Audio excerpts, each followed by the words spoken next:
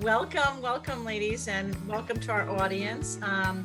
Welcome to the Helping Kids Thrive, a wellness series from Kids in Crisis. I'm very excited to be here today. My name's Denise Quayle, and I'm the Managing Director at Kids in Crisis. And Kids in Crisis, for those that you may not know, is a 24-hour helpline and crisis intervention program, an emergency shelter for children newborn to 17 years of age. We also have multiple programs in local high schools and middle schools, providing support and assessment for kids struggling. So today's discussion is on social media and the pandemic, a blessing and a burden. We've all been through it, and it's had its effect on everybody. And I want to welcome our guests today. I'm so pleased to introduce them. I'll first introduce Jamie in the bottom part of my screen. Jamie Lee, who is the founder and CEO of Flocks, which is an app where friends can discover and attend casual plans together. She started building Flocks after her junior year at Columbia, when she and her friends were frustrated with social media and dating apps. Welcome, Jamie. Thank you. And Chris Parrott, who is a chartered psychologist. Chris is an undergraduate from Dartmouth College and holds a master's and postmaster's degree in counseling psychology. A British Psychological Society chartered counseling psychologist, co-founder of Yourself series, and board certified coach. Chris also has co-authored various books in the field of psychology and well-being from the City University of London. Today, Chris's practice she has a private practice supporting and coaching parents and emerging adults. So welcome to you both. I appreciate you being here and sharing your expertise on social media and technology. Thank you for having us. So let's start with a few questions. And I just want to tell our audience that there is a chat box, a Q&A, and I'll keep an eye on that and field people's questions to our experts, and we'll go from there and have a good discussion. So let's start with you, Jamie. Being a young person and dealing with social media as a young person, what propelled you to do Flocks and start this out? What was your experience with social media as a young person? Yeah, a lot. I remember I downloaded Instagram. I think I was in 7th grade. So that was like 2011. I'm now 22. I downloaded Instagram in 7th grade, and honestly, like throughout middle school and high school, it just got increasingly more toxic. I remember I downloaded this side app called Facetune when I was in early high school, which allowed us to smooth our face and change what our bodies looked like.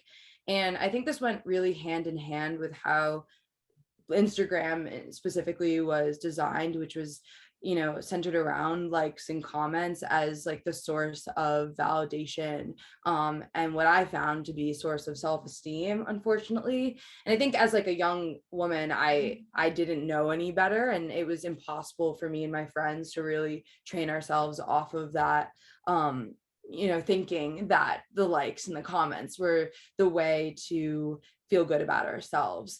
And so then when I got to college, I was at Columbia in the city, and I honestly found it really difficult to meet people out of my social circle. So as one does, I turned to the apps. And I found that the only way that was really presented to me to meet new people from the moment I turned 18 was dating apps. And I was like, I don't really want to date you. I kind of just want to make friends. And these dating apps and Instagram, I found like all this similarity in that both of these types of platforms were all about how we looked and just about how we looked as individuals. When in reality, so much of my online experience, what was going on behind my phone, was screenshotting things and trying to have fun with my friends. And I felt like there was this discrepancy between what was, actually what me and my friends wanted, which was a place to make friends and meet new people and hang out with ourselves, versus what was really being provided to us, which was these platforms where we could just present our personal brands online, which we're not always the most authentic. So social media just felt like a place that was moving in a direction away from connection and more towards comparison. And so I really wanted to find a way that we could actually leverage technology for good and bring back this connection. So as you stated really well, so Flocks, we're really on this mission to connect new people by way of mutuals and in real life experiences. That was my experience. Continues unfortunately to be a lot of it, but we're doing our best to hopefully bring some good to it. Well, it's interesting to have an app that brings people together, because everyone feels, I think, in some ways that social media and the internet world is 24/7. So you would think we would be more connected, but actually it's a time of where loneliness is a big issue. Totally. And it's interesting because I think I've spoken to a lot of young people about this. Like I'm always just interviewing users, trying to understand things as best as I can. And I think this misunderstanding about what people actually want and what's given to us. Because a lot of young people, they've said to me, oh, I just want to meet people like my parents did, like authentically in a coffee shop or when I'm out and about with my friends. And that's not what we're actually served. So there's really this interesting like discrepancy between what young people want and what we're given oftentimes. Loneliness, like, I mean, the pandemic, definitely the loneliness that I felt being alone in my room and having nothing but Hinge to use to date on. That was a huge part of why I started Flocks in the first place, was my own experience too. But for sure. Social media, I think today is just, while there are a lot of positives to it, I would caveat with that. There's definitely a lot that makes us feel quite isolated as well. Absolutely. You know, I was thinking, and Chris, I know you work with a lot of young people and parents that are talking about how to build a self-esteem in their child rearing, how to, create an environment for young people to feel good about themselves. When Jamie mentioned that you could morph your image and change things to, what do you think all this has done to self-esteem and image, self-image? I just think it's a very tricky road for young people to navigate, because they really are. I think one of the things you have to understand is that at that time in their development, their brains are really seeking information. So from a neurological level, their brains are like, please give me feedback about who I am and how I fit into this world, much more so than an adult's brain is. There's a part of the brain called the anterior cingulate cortex, which is on fire, and that's the social part of the brain, and it really is seeking that feedback. So the social media world is designed to tap right into that, because it is giving, with those comments and everything, you're getting this feedback, unfortunately, because it's skewed. And as Jamie's pointing out, like, we're putting things on there that aren't actually real pictures of ourselves. So it becomes this very skewed world. It's really difficult for an adolescent to navigate adolescence to begin with. And then it's even more complicated when you are throwing on the fact that you're navigating a world that isn't actually based in reality, in the sense that if I'm changing things about myself, that's not how I actually am. So you need a lot of support from your parents in managing that. And I think that that's one of the difficult things about technology and social media that's happened, is it just kind of exploded onto the scene, right? Like all of a sudden, like one day we woke up and we had cell phones, and the next time we could text each other, and the next, now we can send pictures and all this stuff. And so it just sort of was there, and it didn't come with a manual that said, here's how you parent with it. And so when we just sort of accepted that it was there, a lot of us, myself included, it was part of this generation, didn't really think about what are the ramifications and how are we going to handle this. And so I always like to say to people, handling social media and technology is a skill.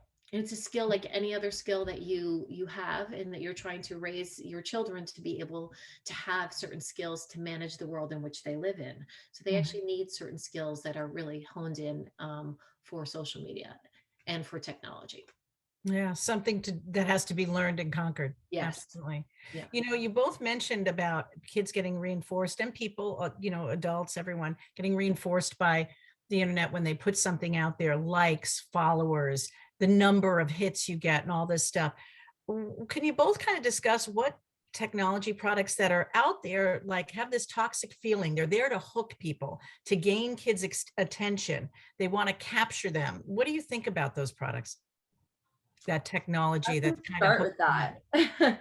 I can start with that because I actually at Phlox, I run all of product and design, and it's tricky because these apps are all businesses and they're all competing with one another for screen time.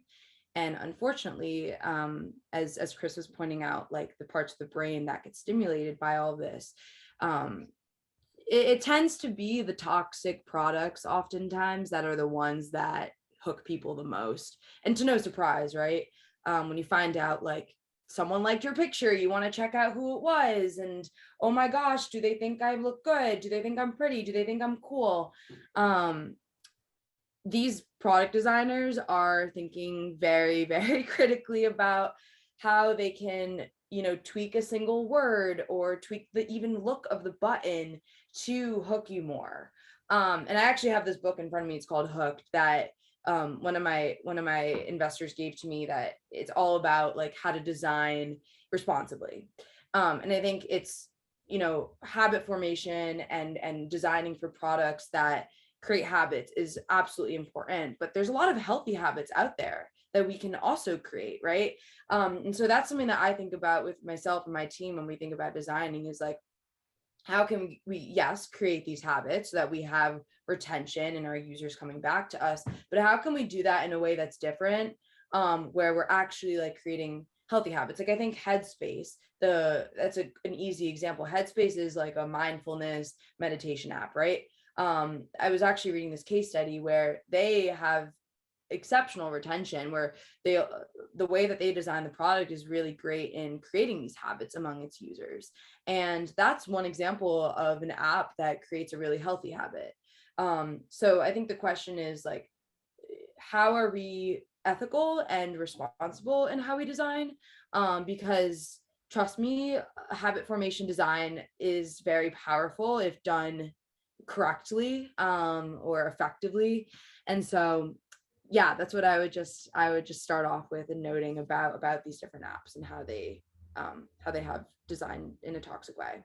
Yeah, very helpful. Go ahead, Chris. Yeah, I would add to that, Jamie, is I think your generation is undersold a little bit, or like in the sense that I do think that there's so many in your generation that now are thinking about, well, where is this product sourced and what is their ethical obligation? So as much as your generation gets sort of like that, these people don't care anymore, I don't think that's the case at all.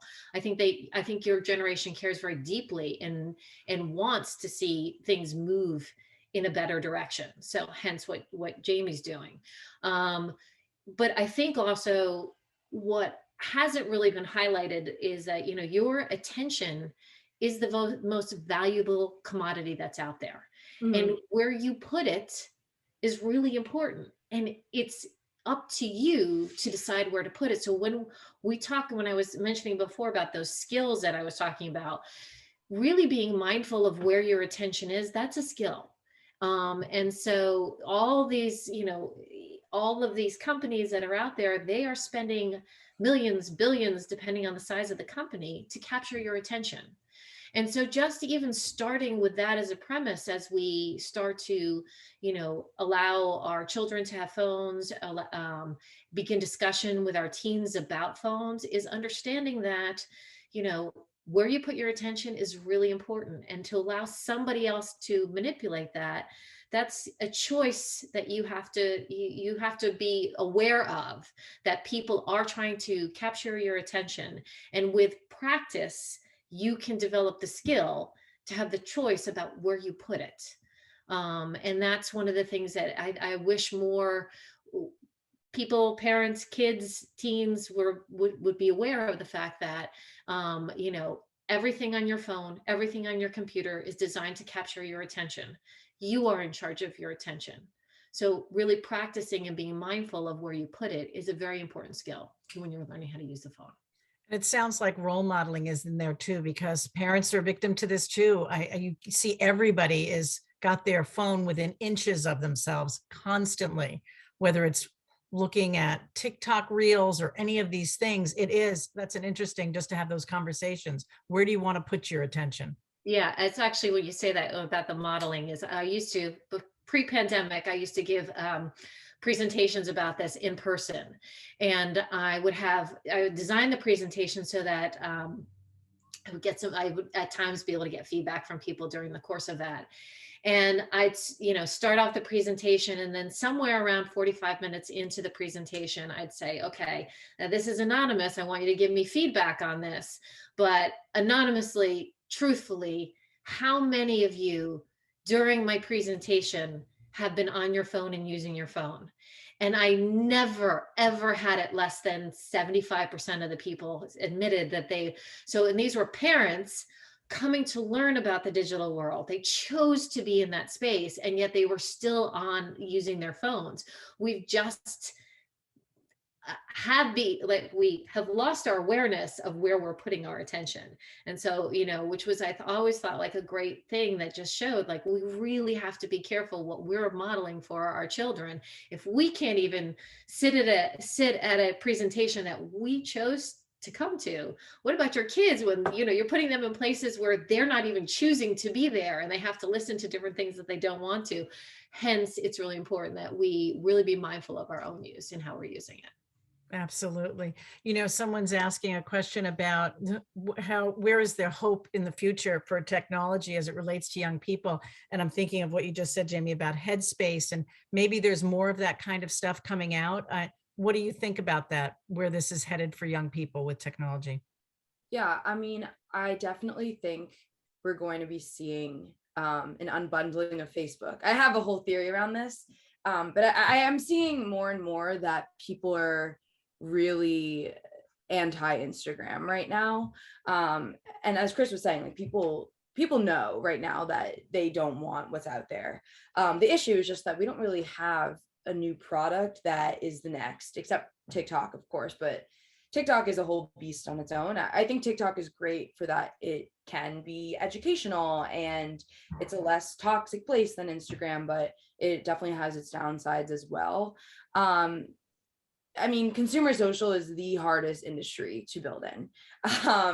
That's just a fact. So it's very tough to build, and especially build a product that is not toxic, that people will get addicted to and will be intrigued by. I mean, it's no coincidence that Facebook began as a way to measure up two girls side by side and decide who was hotter. And Snapchat was a place where you could send disappearing photos. People would use them to send nudes. Like these were the origin use cases of these two monster social media networks now. So I would just point that out, that like it is very tough to build from the start, like in a non-toxic way. That intrigues people enough to get them to download something new. But I do think so it's like you have to entice them with something and then change it. Exactly. I mean, Facebook now is definitely not used in the same way that it was originally. But that was how it started to take off at Harvard. Now, with the space and where it's moving forward, I do think that from what I'm working on and what my friends are working on, there's a lot of exciting stuff happening. It's just a matter of getting it to stick and really building for a problems that are not being currently solved today by the existing networks. But yeah, I don't know. It's definitely a hard thing to foresee, but I would say that I think really positively about the next generation. Even looking at college students, like I have a bunch of college students on my team, like they love to go out and meet new people when they're out and about and not be on their phones. Like they really cherish that time. And even my friends, like when we go out to dinner, and I would say like I've talked to Chris about this before, like modeling behavior. My parents would not be on their phones at dinner, and I find that that's where my best conversations are had with my own friends. We make it a point to put our phones away. Of course, that's the skill. That's us training ourselves and knowing what's best for ourselves, but can be difficult when our phones are right there. Right there on the table. You usually see everybody put them down on the table as they sit down. Yeah, and I even find it hard when I put my phone on the table. I try to put it in my pocket or in my bag because I get tempted to look at it when there's a moment of silence because you get uncomfortable. And your phone is your safe haven, right? What's more comfortable, being sitting across from someone and having to think of what's next in conversation, or to pick up your phone and see a notification from someone who's not relevant in that moment at all? It's definitely the latter, unfortunately. And I can't really tell you why. It's just our phones have become this safety net of an escape. But I am hopeful, I would say. I don't know exactly what's coming next, but I'd like to think that it's using technology for good.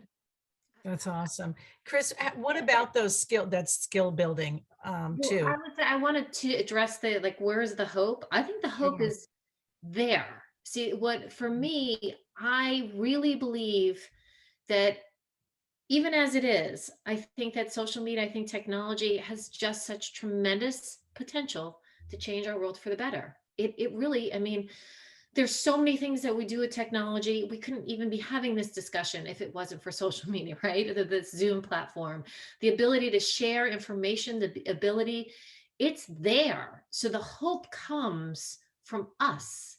It comes from the parents who are now going to, value teaching their kids the skills that they need in order to manage this technology so that the upsides are used and the downsides are minimized. Mhm. And so for me, it comes from us, and it also comes from, I work with, the sort of the majority of my clientele happens to be emerging adults, and hands down, all of them want connection. They all, in some way or the other, they are seeking, that is just what we all crave. And Mm. so they are craving to be connected at a deeper level than what is out there and what's happening with social media. So I think the desire and the hope is there. It's us, it takes just a few leaders to, create that generation, to create that movement, to use it in a more positive manner. So I actually feel very hopeful about things. It's just a matter of us stepping up to the plate and starting to teach the skills and have the conversations that are necessary to handle social media and handle technology the way that it currently is. So helpful to hear, and it kind of makes you breathe a little bit to think that there is some good in all of this. But how do you get those skills? What is it that we're looking to teach these kids and to teach young people? Okay, well, I'd like to start with the analogy that I always use is that, if you think, and it's not mine, I got it from somewhere. I just want to like, so the person that created it is out there and listening. It's all yours. Speak up. But it's you when you're teaching skill, like think about when you teach a child how to cross the road, right? It's a process. In the very beginning, you had your baby and the baby Bjorn, their feet don't touch the road. As they get to be a toddler, you have like a death-like grip on their hands as you're crossing the road. And then as they get into elementary school, you're really walking them through the process, right? You look left, I look right, I look left again. And then, is it safe? What do you think? As they get a little bit older, you're allowing them to make some of those decisions. Oh, what do we do? Do you think it's okay to cross the road? And then at some point in time, you allow them to cross the road on their own. And Mhm. you didn't run over to your next door neighbor and go, hey, what age did you allow your child to cross the road? You allowed it according to the skills that you had seen that were developed in your child. So for all of us as parents, I think that that's the same thing as we need to approach technology, that it's something it's a skill that we build over time, that we are talking about, we're modeling, we're having conversations about it. And at some point in time, what we're really hoping to develop is a child that has the independent skills to use technology responsibly, just like we're hoping to develop a child that has the independent skills to cross the street on their own. That is the type of skill. So when you're thinking about using technology, I mean, we need to be able to have decision making, think critically, to have compassion, right? And to really be able to communicate well with technology. So all of those skills, and those skills are best developed in the real world actually, and then applied into the social media and technology. So the more that you see and can develop those conversations at home in real life, that's when they'll transfer over into technology. Mm, absolutely. And I'm also hearing you say that as kids get older, you're including them in the process and in the conversation. I'm hearing you talk, they're a part of it. Yes. So there's a whole, there's when parents are approaching technology, you get a little bit of like the polar opposites. Like either I'm shutting it all down and we're not having any technology in this house, or they just go and they can just, run with it. And that really, those two extremes don't work. What you really want is technology is a part of our lives. So seeing your parent using the phone, having them talk about how they're using it, being on their computers, having them talk about that, being on the computer with your children, having conversations about, oh, there's a pop-up. Yeah, that's designed to get my attention. So I'm not going to click on that. Those little small conversations are really important to have throughout their lifetimes. And then as you start handing them devices, you hand devices as you see the skills are developed in your children. Do they have impulse control? Do they have good communication skills? And so those are when we start to be able to trust our children a little bit with those technology and devices. And then when mistakes are made, mistakes are going to happen. And to allow them to happen and allow them to use them as learning opportunities. So, okay, what happened here?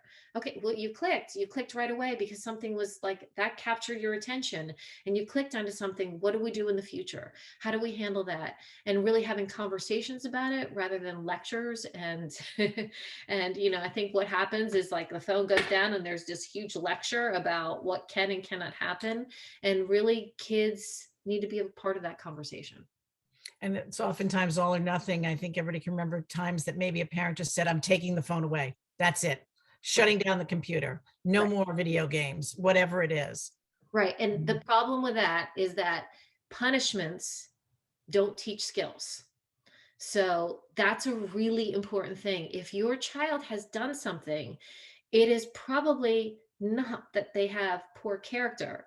It is probably that they don't have the skills that they need in order to manage that situation. So rather, when you take away a phone, right? What are they learning? They're learning, like their phone's gone, which by the way, is the most stressful thing that can happen to them. So they end up in the part of their brain that you don't want them to be in, right? So that's the first downside. And then the second downside is we've spent all this time demanding and telling them what not to do, but we're not spending time, the critical time, telling them what to do and working with them in that arena on how can we make this better. Just pulling the phone away, it doesn't teach them any skills. Absolutely.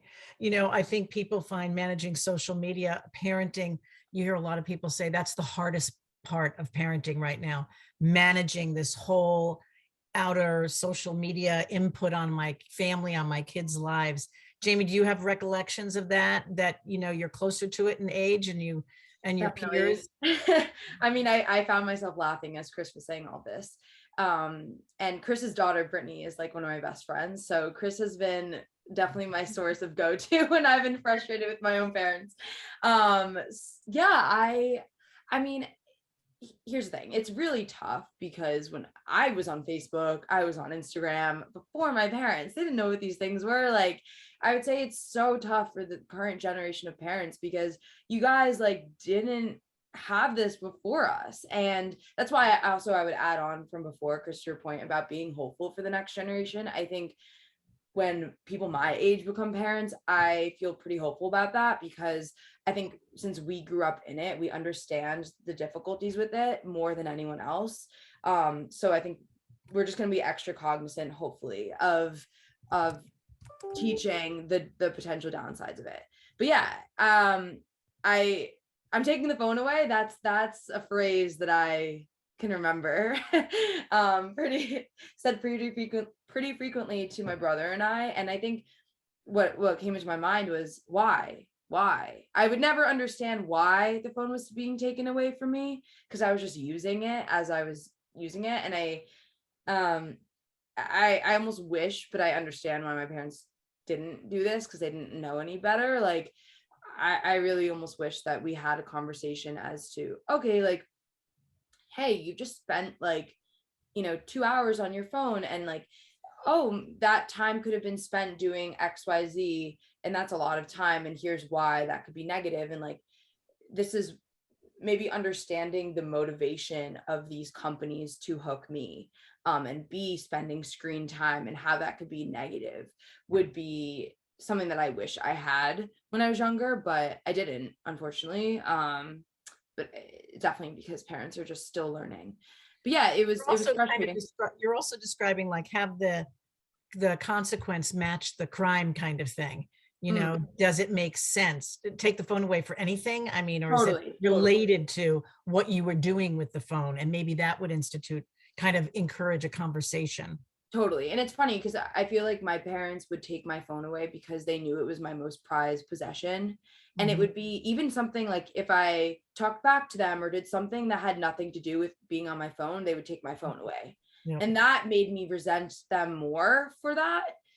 Because I'm like, why does it have to do anything with my phone? And so, yeah, it was just more so them knowing that the phone mattered to me, is what I would say. Yeah, I think that's it. That to me is like that message right there, and hearing it from you, Jamie, I just think is the consequences of any given behavior have to match what the behavior was. So when parents use the phone as a mode of punishment for something that has nothing to do with phone use, it creates a distancing, a gap in the relationship. And your relationship with your child is fundamentally the only way that you have influence, right? You don't have control over your children. You only have influence. And the nature of your influence determines what you'll be able to achieve. And so when that influence turns unhealthy, in the sense of like when your children start to resent you because you are taking their phone away for something that doesn't make sense to them, that influence isn't going to be optimized. And so it's really important that the phone isn't used in that manner. So for as an example, it may be that the phone is interrupting with their, like, let's say they're using their phone at night when they're supposed to be in bed. Rather than just ripping the phone away, the idea that I would be presenting is, hey, I noticed that you don't seem to be getting a lot of sleep lately. I'm kind of wondering what's getting in the way with that. What do you think that we could do? What are some of the challenges that you're having in getting a good night's sleep?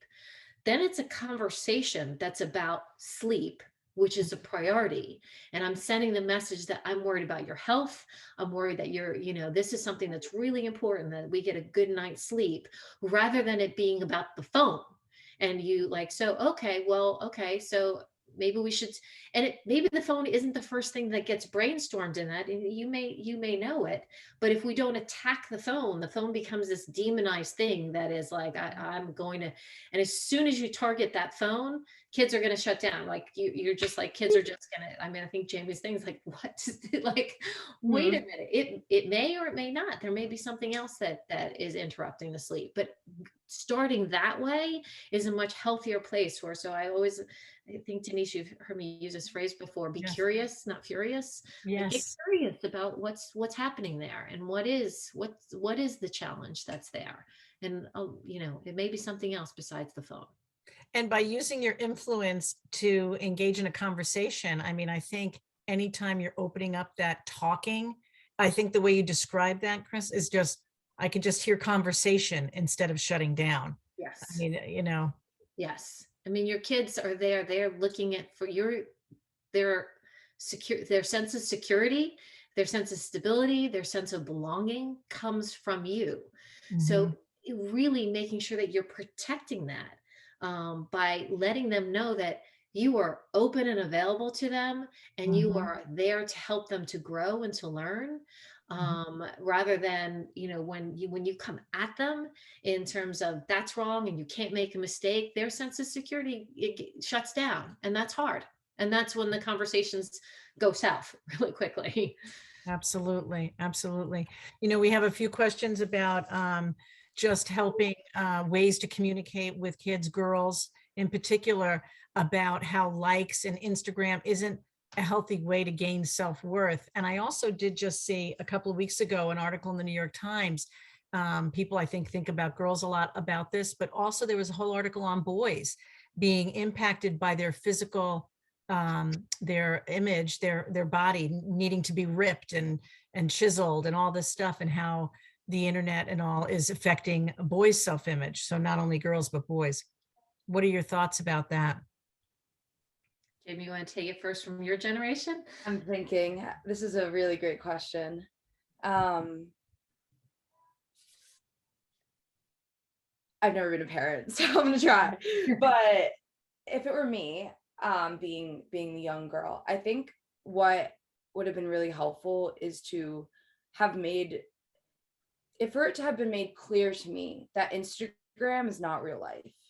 I think it would have been really nice to know that, like, I remember like growing up, I would like, come home from school, and this is during the time where people would post on Instagram every day. I would like come home, and my friends now, our play dates, we would just have photo shoots of each other. Like, we would just compare how many likes we got on our Facebook profile picture. It was bad. Like, we would go through hours and hours of taking pictures of each other. And I think because so much of our world was lived online, it was really hard to not feel like that was reality. And so I'm not sure. I think, Chris, you could probably help out here with like, I'm just reading the comment. Yeah, help out with like the way to go about that conversation. But I think for me, I would say understanding that Instagram is just a platform to share parts of your life on it, but emphasizing that it is a highlight reel of people's lives, which I think is really the downfall of Instagram, is that it's not real. But I didn't know that growing up, right? I just thought this was like, oh, this is what this girl looks like in her bikini on her spring break vacation with her family, when in reality she posed for 3 hours and edited the picture. We don't know what's going on behind the scenes, and instead we just see these people looking perfect and compare that to ourselves.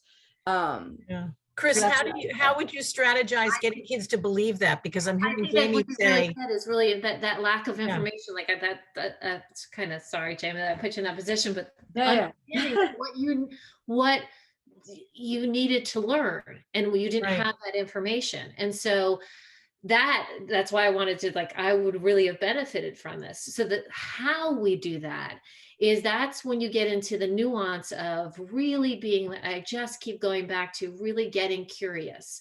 So what we normally do is, we, as parents, and I'm guilty of this myself, so let's be really clear, is we have an opinion, and then we go in and we share that opinion. Well, do you know that, that's not the way things are in real life, and you have to, right? And so you just tend to lecture. And think about in your own life, when somebody comes in and starts to lecture you, I mean, you're not, mind just go wah wah wah, you're like, but conversations, right, where we get curious about things. So for me, it would be more about conversations that happen in natural time. So not when we have a crisis, right, but throughout our family lives, in terms of just our everyday living, and being like, hey, I'm curious about Instagram. Like, you're on it. I don't know that much about Instagram. Could you tell me about it? Could you let me, like, and start to get curious and be like, wow, do you think that picture is real? Because it, like, that doesn't, that, and I know so many people use Photoshop for things, and do you think that's fair? How do you post your pictures? Asking, really just getting curious about it, because as you get curious and have those conversations, they will begin to hear that you want to know what their life is like, what their experience is like. And then you can add your wisdom, but it's through a conversation that's happening rather than a lecture that's happening. And it's happening at times throughout the course of your family life, rather than happening in times of crisis. Because in times of crisis, or in times of, I should say, problems, regular challenges, emotions are high and it's really hard to hear and integrate the information. You tend to be in, sorry, it's my hand model of the brain. This is the lower area of your brain. This is the upper area of your brain. So you tend to be in the lower areas of your brain when you are in a struggle, when you're very emotional. So it's really what we really want. This area of the brain, the upper part of our brain, is where we want to be when we're making decisions and we're learning. So we're in that part of the brain in our normal everyday lives, not when we're in a stressful situation. So I'm just going to go back to my theme of be curious, not furious. Really get curious about what's going on and and I call it a genuine curiosity, because there's that curiosity that's like, oh, what is that? That's not really curiosity, right? Genuine curiosity comes from, I don't know anything about this world, and I would really love for you I'd love to know what your world is about and what it's like for you, and start from there without any judgment, without any lectures. The course of the conversation will come up later as things go through time. I would add on to that, Chris. I think a great point about like being curious is from the child's point of view, they now become important, and they can offer knowledge to the parent that the parent doesn't have. And there's this book that I'm obsessed with. It's not totally relevant. Well, it is actually kind of relevant to this. It's called How to Win Friends and Influence People. It's like over 100 years old, but I'm obsessed with it because all it is about is like, as human beings, our innate desire is to feel important.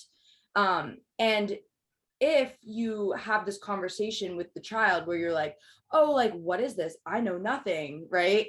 Now the child is like, oh my gosh, I can like offer some value to my parent who doesn't know anything. Like I know more than them about this and I'm teaching them. So it's like flipping the switch on like who is offering value. And now the child feels so important that they're going to want to share with you and teach you different things about what they're doing and pull you in more with their experience online. I think from my own experience, that's what I would have felt. It sounds like you're talking with them, not at them, and Exactly. they're engaged in it. They're part of the process. And I agree with you, Jamie. I think it makes them feel like they have something to bring to the table. Yes. And often our kids do. They know more about technology than we do. So, I mean, it's genuine. Well, even just think about that. I think, remember when kids are really little, right? And if you say, oh, could you help me carry the pitcher of water? Like, yeah, that was like the most exciting thing. You're like carrying it with so much pride. Yeah. Because to help, what does it say? I have values for somebody. What I can do has value. So there is an innate drive in us to want to help other people. And that just gets shut down over time because you get all fearful about all the different things. But if you ask your child, I need your help in this, and really you could, that you're telling them you have value, you have importance. You bring something to the table. I like that. You know, someone is asking if there's any, and we do have a resource slide at the end of this discussion, and it lists some books and some things that we have to recommend to people, and everyone registered will get that. But someone's specifically asking of any recommendations for older kids, 18 and above, that just seemed hooked or just connected so strongly with video games and social media. Like, is there a movie or a book or a thought you have about particularly that young adult? I don't have I mean, I know in our resource book, we have, the book that's Adele Farber and Maslish, How to Talk So Kids Will Listen and Listen So Kids Will Talk. There is a teen version of that. That's in terms of parents relating to their kids, that I find very, very helpful. It's not specific to video games or to the digital world, but I think it gives great parenting practices. I also think that there's a great book called The Defining Decade, and I can't remember the name of the author. I can in a second. Oh yeah, I have I can quickly look it up. Yeah, it's So good. I find that that's a helpful, and I'm gonna, with the caveat of, I actually don't agree with everything that's said in the book, Same. but I think it's a great starting point for conversations. Oh, very good. So, for an older generation in terms of being able to reflect upon their use. And the only thing that I would say, I know that there's with the gaming, it's again getting really curious about what kids are doing in their gaming, because for a lot of kids, it's a social world. On the other, and a lot of the games that kids are playing or teens are playing, adults are playing, I always put it this way: if your son was playing 2 hours of chess every day, would you be really upset? And most parents are like, no, wouldn't be. Mm. A lot of the games that they're playing are as complicated as chess. And so it's really just saying they're video gaming. It's really important to start to get curious. What are they playing? What is that Mhm. experience like? Are they being social with that? Because there is a lot of value in those games. And I just think that we just immediately go, they're gaming and they're in a dark room for 4 hours, but what does that game look like? And what are the skills that they're developing in that game? It's a whole different world. Such an interesting approach and thought about it. It's almost like people don't give gaming the same respect that they'd give a board game because Mhm. it seems less interactive or less Less intelligent or educational. something, Yeah. less Yeah. educational. Yeah. But I mean, honestly, I think I go down to some of the video games and I'm like, I have no idea. they're so Yeah. complex. Yeah. They're so complex. And, yes, I could tell you a study about research that's done that video game, activates the amygdala, which is the fight, flight, or freeze and aggression. I can give you that study, but I can also give you a study that shows that people who play video games are much better at processing multiple avenues of information more accurately. Well, what's important about that? Well, if I had an airline pilot and my plane is going down and he needs to process multiple avenues of information in order to figure out how to keep that plane up, I would have wanted him to be playing video games when he was younger, right? Mhm. Because he can manage all the incoming information and more accurately. So Mhm. there are upsides to the gaming as well. So I think this is where turning it and getting hopeful, I mean, it goes back to that person's question about, Yeah. being hopeful. There's some really great stuff. It's us getting curious about what is that great stuff and how can we support that great stuff and minimize the not so great stuff. Yeah. And at the same time, not battling head to head. So communication and Right. connection goes out the window. Yes. Yeah. Yes. In terms of just again, parenting and child rearing, what would you say in terms of raising resilient, authentic kids in a world of social media? I mean, you mentioned it before, Jamie, too, with just your friends being authentic and wanting to communicate and meet people the way their parents did and all this. How do we do that? Do you want me to go first, Jamie? Deep breaths. Mhm. Managing the social world's a skill, right? It's a skill like any other skill that you learn, and it's based upon values. It's based upon the values that are in your family. So it's really important that you do have conversations about what values are in your family, and I do mean conversations because it's not a lecture. And it goes back to what we were saying about modeling. How we live our lives is how Mhm. our children will live their lives. They see what are okay and acceptable behaviors, and really making sure that we are living our lives both out loud, meaning I am on the phone right now because I'm scheduling your doctor's appointment. I'll be right with you, rather than just being on your phone and them not knowing why you're on your phone.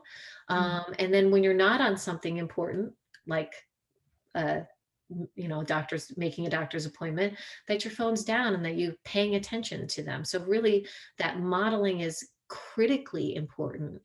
And then when it came back to what you're saying about resilient, if I could just I'm curious, not furious is one of my tag phrases headlines, and get comfortable with being uncomfortable. Mm. We are raising a generation that can't handle any amount of anxiety. We try to fix all the uncomfortable moments. So we aim our attention at fixing the situation rather than teaching kids how to manage and cope with the situation. So uncomfortable feelings are a part of life. We are always going to have situations that are uncomfortable or uneasy. And the most important thing is for us not to panic about them and try to eliminate them, but really try to help our kids develop the skills that they need to manage and cope with those situations. So helpful to hear, Chris, because I think in a time when we're hearing so much about anxiety and how it's overtaking young people and everybody's worried about it, what you're saying is prepare your kids for the road, not the road for your kids. Give them the skills to navigate because it's going to happen. Things Right. are going to come up. Well, we spend so much time trying to bubble wrap our kids because it's this catch is, you don't want your kids to fall down, but your kids actually need to fall down in order to learn how to get back up. Right. And you're there to be next to them, to be able to say, you're okay. I'm here. I got you. Right. You can do this. But what we're doing is, oh, no, I'm going to fix that up there. I'm going to make sure there's no obstacles in your way. I'm going to make you life. And so we have this pandemic called COVID-19. We also have a pandemic of anxiety. And we have that because we're not teaching our kids how to handle life struggles, or we're prepping everything for them so that they don't struggle. But when they don't struggle, they don't learn how to cope with the struggle. So I would say get comfortable with being uncomfortable. That's a really, really important skill for your kids. Any thoughts, Jamie, about that? I totally agree. I was about to say, all the memories are flooding back from growing up. I remember I had this friend who, I was at her house for a sleepover. I think it was like 8th grade. And I'll never forget this. Like her mom somehow connected, she connected her phone, like wired it to my friends so that she would know. I have no idea. She would know when my friend was getting text messages. And it was like late at night and we were all just hanging out, but my friend was like texting this boy, I guess, and her mom was just in her room a few feet over and was like all of a sudden like burst through the door and was like, give me your phone right now, I see that you're texting him. And I was like, what? This is crazy. She's literally like the FBI tapping into her phone. Like, no trust is out the window from that moment on. And that moment I remember just like kind of taught me, and I was lucky that I never had like dealt with any of that. Like when I was whatever in 6th grade, got my first phone, my phone was like the first thing that belonged to me and I felt like was my own like private space. And I feel like kids just really, really value that. And we don't want our parents like on our phones. Not to say that there's bad stuff going on there necessarily, but as Chris was saying really well, like if there is bad stuff, they have to deal with that, right? Like you're not going to be able to prevent them from sending that mean text. The only way you're going to be able to prevent them from sending that mean text is teaching them the values before they send the mean text. If they send the mean text, they're going to have to deal with the repercussions of that. They're going to send it whether or not they're going to send it. And if they send it, it's also not necessarily your fault. Like, I think that's another thing. Like, don't be super hard on yourself if like things go wrong with your kid making mistakes, because so much of, especially what I've seen and what I've personally dealt with, like a lot of the nature versus nurture, your parents can only go as far to teach you certain things, and you develop your own habits and skills and personality and whatnot. Yeah, basically where I was going with this is just like, I totally agree with Chris on like the idea that the work comes before the mistake, and the mistake is inevitable. And it's the kids' responsibility to deal with it on their own. Honestly, with their friends, it's yeah, I think growing up is so much just like the kids that you're surrounded by, and you're learning with them, rather than with your parents. Just add like a small nuance to that. I totally agree, but this mistake is also your opportunity. Yeah. What we're That's a teaching point. Yeah, teaching. And what we're looking at it. So we have these things. I always like to point out the difference between worry versus concern. All of our emotions just are there to orientate us to something that we need to pay attention to. So having a concern, right? Oh my gosh, my daughter's on her phone and she's texting a boy at 2:00 at night. That's it requires your attention. Worry is different. Worry tells you that it's a crisis, that I need to go run in there immediately because this is an emergency and I need to shut this down, right? And what happens, as Jamie said, in that moment, all trust was broken, right?